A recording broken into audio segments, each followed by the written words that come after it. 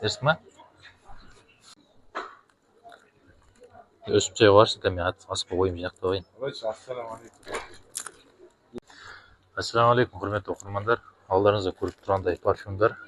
Бұл Альфарид парфюмі бізде. Қазір распаковка жасаймыз. Мына жерде рефтар бар, неше түрлі. 33, 31, сосын мына Мағауи деген, да? Дұрыс қой да?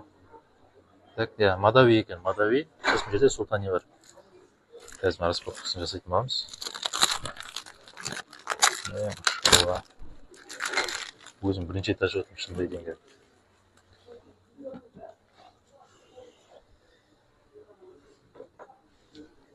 Мынаны қараңдар.